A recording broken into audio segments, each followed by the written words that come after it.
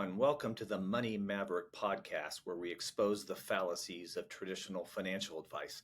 I'm Tim Turley, the host for today's episode. We're coming to you from our studios in Salt Lake City, Utah. We're going to do a random current events podcast today and tackle some of the headlines that are coming out recently about financial subjects, money, and expose some of the fallacies of what we're seeing and maybe give a few recommendations along the way. But I hope this will be entertaining and enlightening as we, again, tackle the financial media and how things don't come out the way that they should. And again, there's a lot of misinformation out there. Again, if you want to get a hold of us, you can go to www.uniqueadvantage.biz or call us toll free at 888-881-4445. That's 888-881-4445. We're going to dive in. James is our awesome producer, and he is off screen, and we're going to kind of have a little chat here off screen sometimes, but I've got some random current events in media, and some of them are just worth talking about, and some of the advice is just really outlandish and not accurate. And so, again, we don't pull punches here on the Money Maverick. Sometimes we say things that might offend people or question it, but that's why we're here. Let's talk about the first one that came out. James, you sent me an article published recently that says the U.S. dollar has lost 25% of its purchasing power since January 2020. That's a lot. And do we see that affecting people? Yeah. What happens when the purchasing power of your dollar goes when it loses that much? And otherwise, it takes 25% more to buy what you bought previously. So the gas and the mortgages and the gallon of milk and eating out, we have to basically spend 25% more for the same thing now. Yeah, the thing that we bought 20 years ago didn't change in value. It didn't improve its value. It just became more expensive. Right. So in the last 4 years or so, and everyone knows it, right? The government and financial outlets could say whatever they want about the true consumer price index and the inflation cost, but I think everyone knows I'm paying way more than I paid a few years ago. We all know it, right? Yeah. Okay. So that's one thing that just came out recently. Another article that came out, which I found interesting, the headline is "College Graduates Work High School Level Jobs." And there was a new study that came out that said that almost half of all U.S. college graduates are working high school level jobs, and 52% of college graduates are underemployed a year after graduation. That's phenomenal to me. So what's the message? What can we learn from a headline like that, that college graduates are working at high school level paying jobs? Why is that? Like, what is going on? If you read this article a little bit further, they've asked the employers what their take is on this in terms of college graduates coming into the marketplace now. And what they're saying is that the employers are seeing less value in a bachelor's degree, or the students that are graduating are not coming out with a skill set from what they're learning to be a productive employee. So what does that say about the value of a college education? Which, by the way, I have a graduate degree. I loved what I learned in college. And you don't need a graduate degree or a college degree at all to be successful in life. We already know that. Now, if you want to have a specialty, like being a medical doctor or psychologists, psychiatrists. You need to actually have a degree and have a very specific skill set to help people. We know that there's some excellent reasons to go to college. But if you go to college with a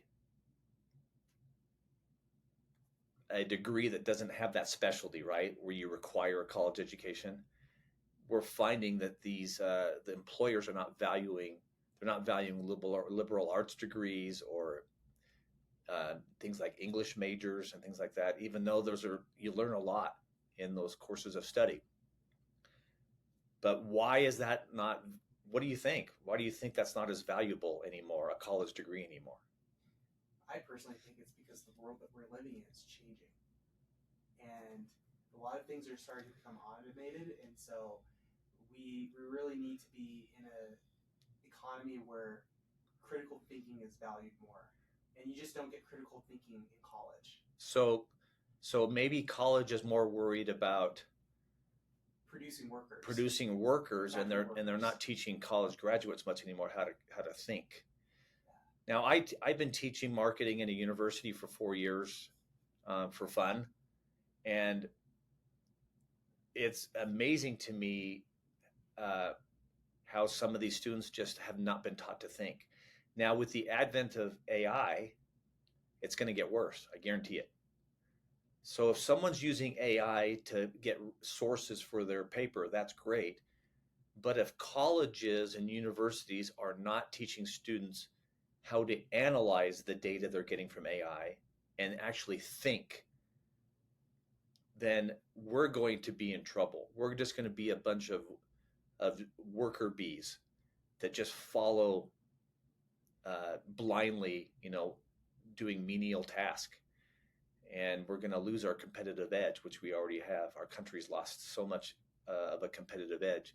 So yeah, I think there's an issue here with the value of the college education and the bachelor's degree. It's not what it used to be. And I've heard this for years, that employers look at a bachelor's degree now like they used to look at a high school diploma. So again, it says something for maybe looking at entrepreneurship and starting small businesses. Again, you don't have to be a college graduate unless, again, of course, like we talked about, you want to be a doctor or a CPA, right? So anyways, that's an interesting article that I came across. And then let's jump around to some other articles that we found. About home prices, right? Let's talk about wages and home prices. So wages grew 4.3% a couple months ago, but home prices are going up faster than wages. And we see it all the time. All of us that are parents out there and have adult children, they're having a really difficult time, not just renting, but especially buying. They simply can't afford and qualify for the mortgage payments because the values of homes have risen so much faster than the wages. And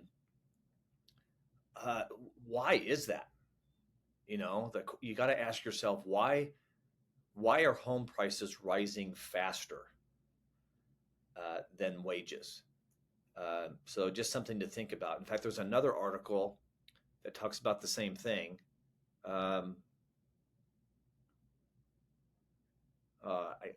This article talks about who's buying up the properties. If, all of us have had a recent experience or known somebody that tried to buy a house in the last 3 or 4 years since COVID, and they put down a good offer on a house, but then what happens frequently? Who's actually getting the house? It's the cash buyers. And the cash buyers many times are institutional investors. So it's BlackRock, Vanguard, State Street, the big three investment firms. They're coming in and buying so much single-family resident properties out there, and then turning them into what, James? They're not living there, right? They're not living in the houses. So what are they turning those properties into?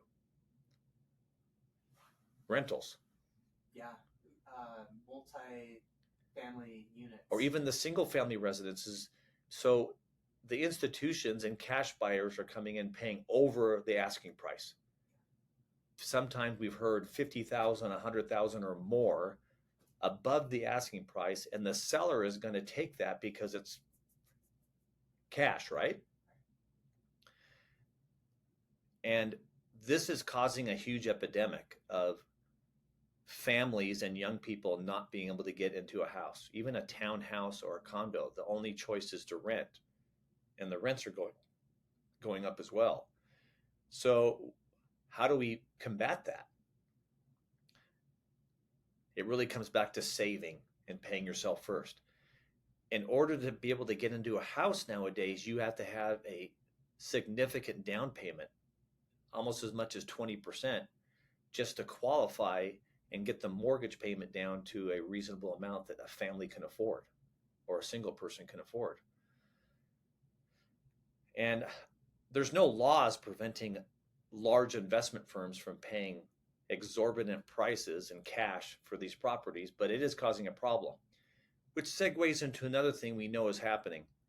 If you do some research on the World Economic Forum that meets in Davos, Switzerland, and things like that, this is not hearsay. You could actually watch taped recordings of the leaders that go to this World Economic Forum. People, billionaires from Saudi Arabia and Qatar and United Arab Emirates, and then European wealthy people, the elite back there. They're on record in their own voice and their own recordings saying things like, one day soon you will own nothing and you'll be happy about it. It's phenomenal.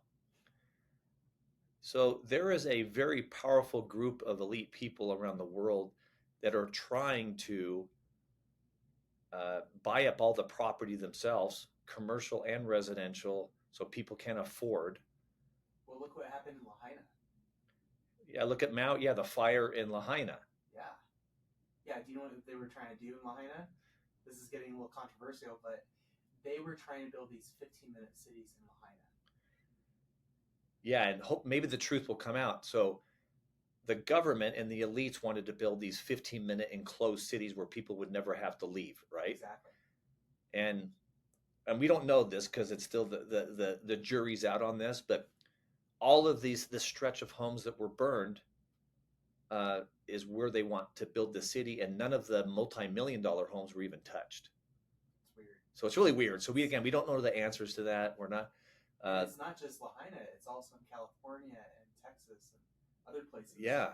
So if the elite in the world are on record saying we want to make it so people own nothing and we'll be happy about it and have 15-minute cities where people don't leave, you have to ask yourself who benefits from that. So when you see things like BlackRock and Vanguard and State Street, it's estimated that they own about 40% of the ownership market, single family residences, townhouses, condos, single family residences. That's a disturbing trend. So save as much money as you can to put down a large down payment, which may be the only way that you can qualify. And maybe you do have to rent for quite a while, but you're going to need cash, hard cash that you build up over many years, which is why that's the first principle that we teach people is to pay yourself first. Because otherwise we're going to have a world full of renters only. And that's kind of dangerous.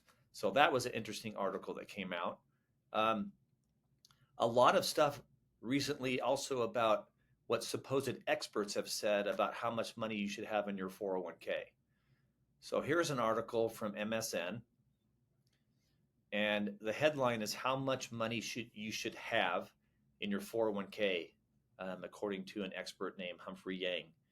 And really interesting here. So here's some advice that he gives.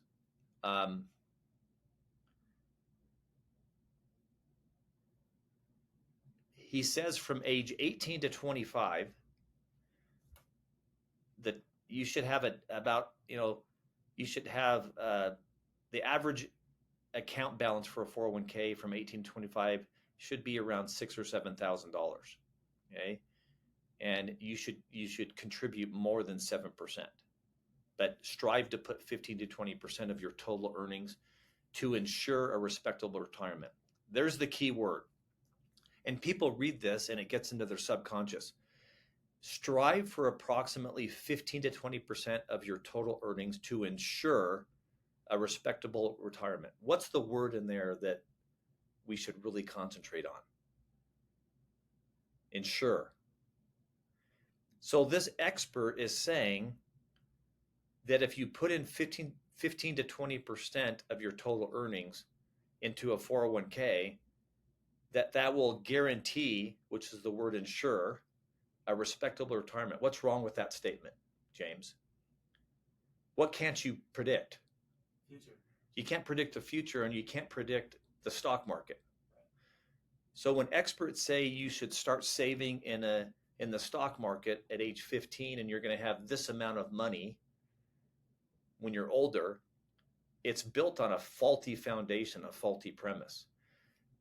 My wife, once in a while, she used to be a teacher many years ago, and so she substitutes just here and there at the local schools. And she was in a high school yesterday, and she heard there was a financial literacy class, which is kind of funny. It's called financial literacy. And she overheard what the instructors were saying to the high school students. And they were talking about a 401k and retirement accounts. And my wife heard the instructor say, if you just put X number of dollars, I think it was $100 a month in starting now in high school into the market, not we hope that you will have, you'll have, but it was like you'll have a couple $1,000,000 when you're 60, 65. It wasn't hopefully you'll have that, is you will have a couple $1,000,000 in the account for retirement if you start right now. Again, what's the problem with the premise of that? It's a gamble. It's a gamble. It's not guaranteed. We hope that will work, but we don't want to build a retirement plan on hope. We want guarantees as much as possible.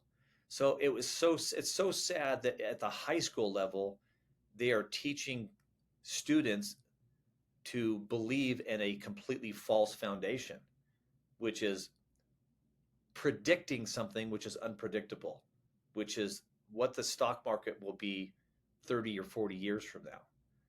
So when's the worst time to find out that kind of advice didn't work out? When it happens. When you need it, Yeah. when you want it for retirement, for example. Okay, it's just it's upside down. Instead of teaching high school students to budget and track their expenses and save in guaranteed liquid and accessible places, they're teaching young kids to invest first in speculative investments, which is what the market is.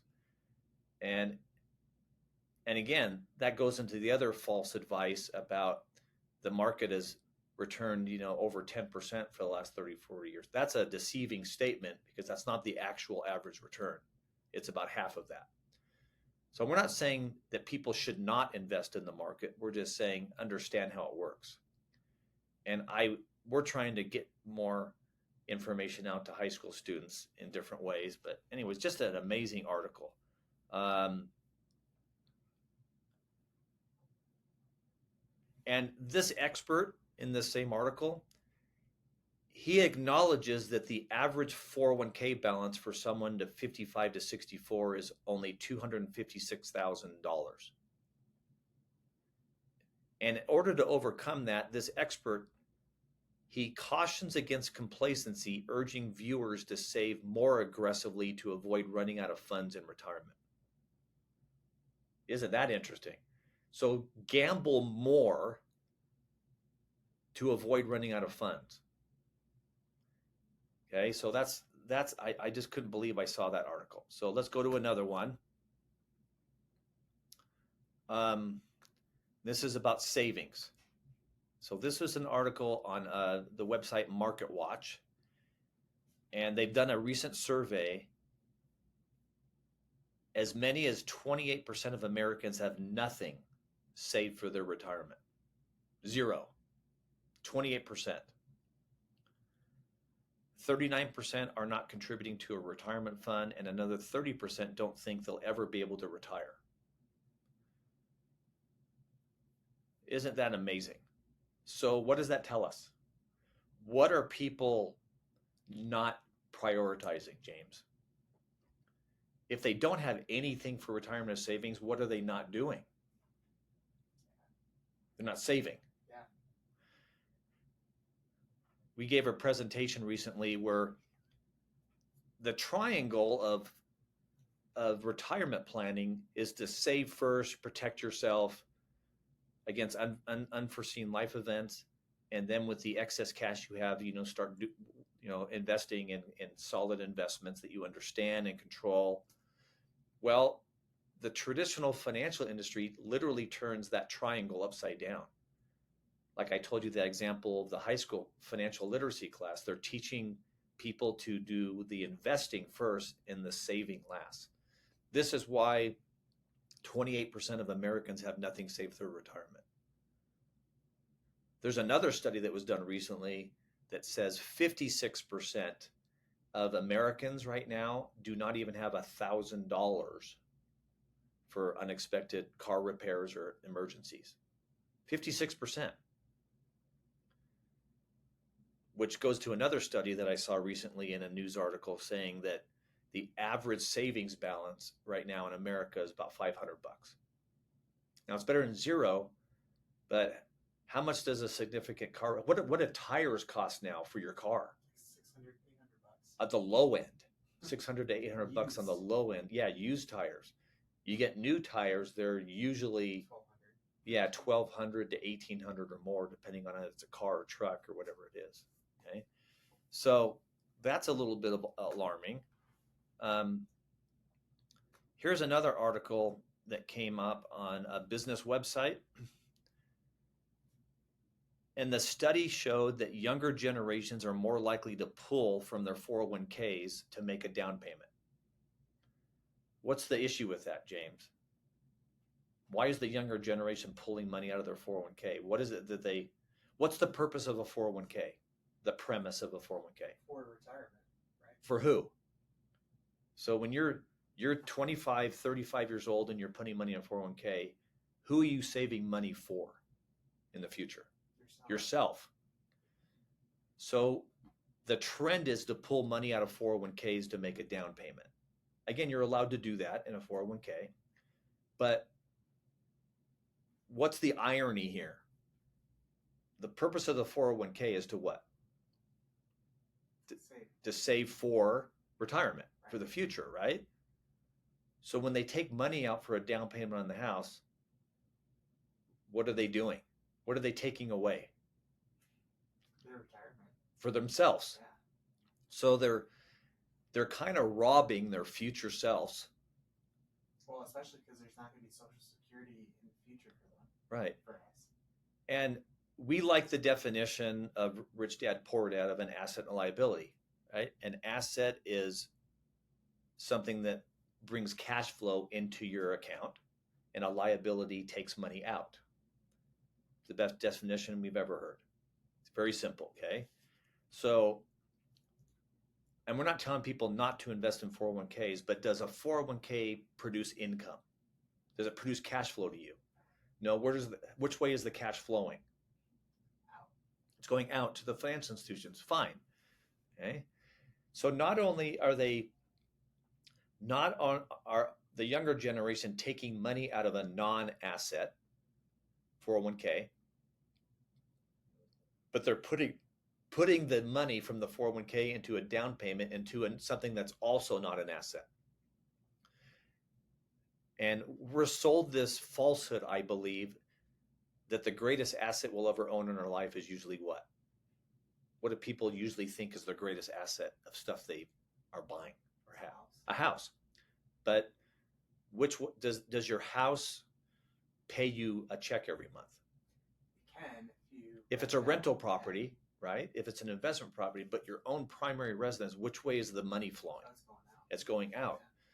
So when the younger generation is pulling money out of a non-income producing financial vehicle, 401k, and putting it into another liability because the money's going out, what's going to happen to this generation that's doing this when they're older? You're going to be in trouble. Yeah. So again, this is why we recommend having expertise and education and excess cash when you're making investments, and understand that an asset is something that creates cash flow to you, and a liability takes money out. And people just are not being taught how that really works. So that was another interesting article. And then the last one we wanted to talk about before we do a quote is